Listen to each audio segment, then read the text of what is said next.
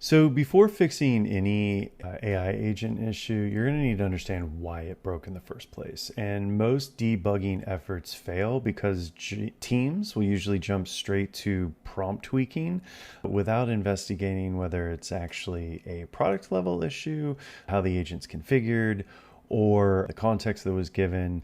And Langfuse, which is what we're going to be going over today, enables you to see inside your agent's decision-making process. So every tool, every call, for every prompt, every LLM interaction, and this gives you complete visibility into what went wrong. So we're going to talk about how we use Langfuse for complete visibility, how to get to the root cause, and how you can start building trust with your AI agents. So think of this as, checking your dash cam footage before blaming the driver. You kind of need to figure out what went wrong before deciding what to fix. So the first thing that you're going to want to do is sign up for Langfuse. Langfuse is an open source platform that allows you to evaluate traces, evals, manage your prompts, and collect metrics. We like it because it's open source and we can self-host this for our customers. But if you're setting this up yourself, they do have a nice cloud product that you can sign up for. And when you get in there, the first thing you want to do is go into and create a project and go into your project settings. The first thing you're going to want to do is get the public key and the secret key. This is going to be how you authenticate with Langfuse in your project. Now, this is already set up inside of Answer Agent, but if you are curious about how these traces get into Langfuse, there's a lot of documentation on how that is done. But for the purposes of this, we're going to assume that you're using Answer Agent that has these traces built in. So the first thing that you have to decide is, is this issue technical or is it behavioral?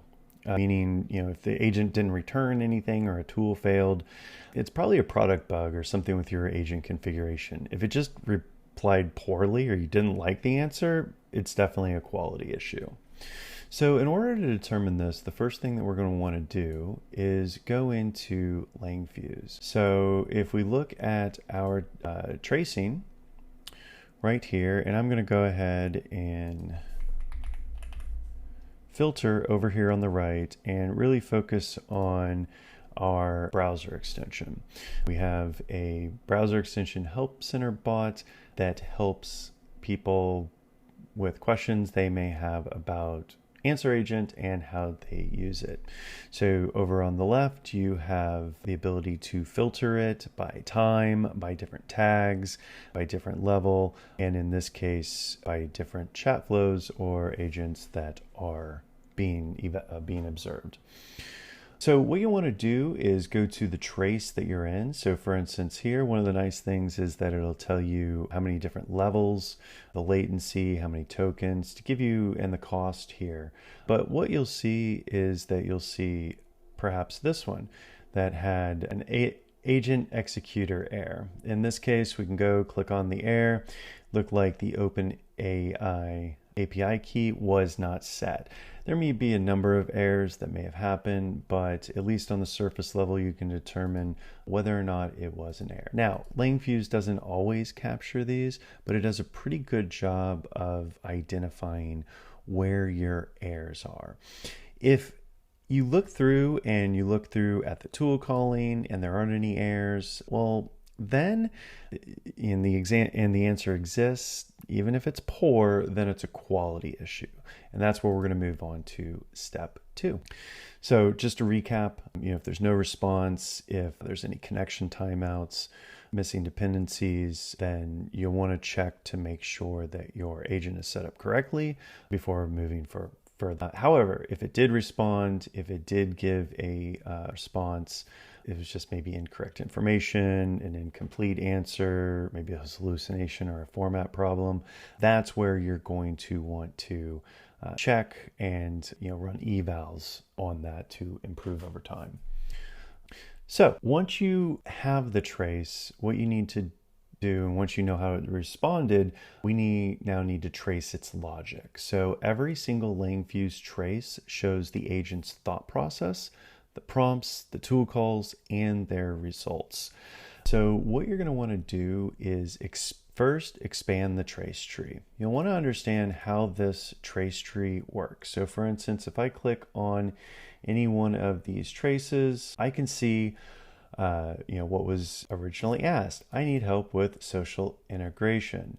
It will go through, it will check the docs, and eventually return to the user. This is the actual call that it sent to, in this case, OpenAI or whatever LLM that you are using. So here you can see what was the input and what was the output on a high level, but as you drill down into these different steps, what you're going to see is a group of possible variables, or its logic process for determining what tools to call. As it went through here, it determined that, hey, I need to check the answer agent docs. This is what it input, and then this is what the tool output. Here you're going to be able to see the context of what it actually returned. So this is where you can inspect it for clarity, for hallucination, for formatting mistakes. You'll want to inspect any sort of tool retriever steps, like any 404s, any empty results, maybe it's a wrong endpoint. That's going to help you to debug this right here. And then if a conversation is multi-turn, so for instance, where was this in the context of the conversation? There's what are called sessions. So for instance, what is the answer? Here's this. I need help with social integration. Great. It's giving that response of how you can use Answer Agent and then answering questions about the platform for that user. So just to recap, you'll want to expand the trace tree. You want to check any tool results that may have been used. You want to review the prompt that was used, as well as the output. And then that's going to help you to kind of pinpoint where it may have broken down. Was it the reasoning of which tools to use? Was it the context? Was it the data? These are all things that can affect how the agent responded. Think of it like tracing a recipe to discover which ingredient was missed. Each step kind of builds on the previous one, and one missing ingredient, one missing element can break the entire output. So once you can kind of understand what's going on, the next thing you want to do is check your configuration in the Answer Agent Studio. So when we're in a particular agent or chat flow, there are lots of moving parts to this. So for instance, this tool agent has a prompt template. It has the model that's being called, as well as all of the different pieces that, and all the settings for the model that it's using. It also has some memory. It also has a tool to get information from the Answer Agent docs connected to a document store. And it also has some tools for creating Jira tickets and using the GitHub to add issue comments and create issues for our public repo. Each of these nodes represents a failure point and are represented as part of the trace that you'll be evaluating. So some of the things you want to test are verify that the tools are enabled. You'll want to make sure that the integrations are active. You'll want to check any of your environment variables, check your credentials, make sure that it's valid. And then you'll also want to verify that if there is any knowledge base, that it's connected to it and that it has the proper content in that knowledge base to make sure that it has access to it. So for instance, if it would be like realizing that your intern didn't have access to Google Drive all week. The talent was there, but the access just wasn't. So the next thing you want to look at is the root cause. So was there any missing data? You'll want to update your knowledge base or reindex your documents. Was the tool logic incorrect? Did it call the correct tools? So for instance, you'll want to fix your workflow chains or your tool selection logic inside of your system prompt, when to use what tool when and what type of request. Was it a weak prompt? You want to refine your instructions, your context, how it gets the information it's going to need to be able to give the user a proper response. And if you're really understanding and really get into it, then you're going to want to look at model issues, things like the temperature, which model you're using, what parameters you're sending to that model.